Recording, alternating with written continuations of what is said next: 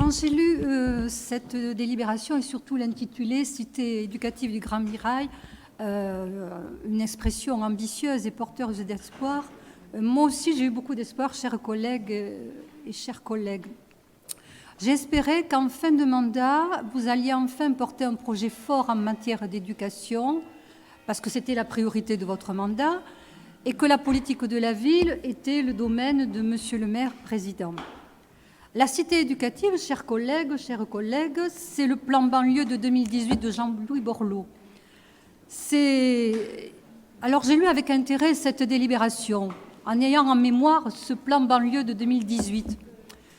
Je savais que le président Macron avait enterré ce plan Borloo, mais je souhaitais, à Toulouse, peut-être y découvrir certaines propositions.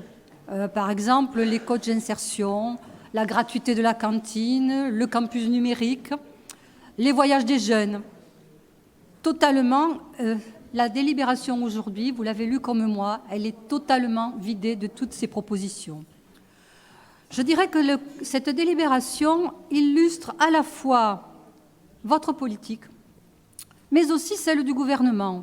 Des annonces, une belle étiquette, pas ou très peu de moyens, et donc pas ou très peu d'effets. Dans cette délibération, chers collègues, il est question d'une enveloppe de 100 000 € pour la réussite des jeunes issus des quartiers politiques de la ville. 100 000 € pour, à Toulouse, puisque c'est quand même le territoire de la commune, 5 collèges, 40 écoles, et sans prendre en compte les lycéens qui sont concernés par ce dispositif, ça sera moins de 10 € par élève.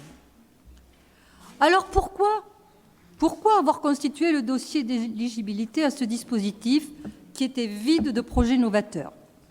Un projet qui s'appuie seulement sur les actions déjà existantes des REP et des REP+, sans moyens supplémentaires. Pourquoi constituer un dossier pour un dispositif qui ne porte pas de nouveaux postes d'enseignants, qui ne porte pas de financement supplémentaire pour les projets d'école et d'établissement? Pourquoi 100 000 €? Pour cocher la case éducation et politique de la ville au local en recrutant un coordinateur du dispositif et un référent de parcours de réussite éducative. Pour faire campagne dans les QPV à partir d'une coquille vide et nationalement peut-être rester toujours le bon élève. Je pense que les jeunes des QPV ne seront pas dupes.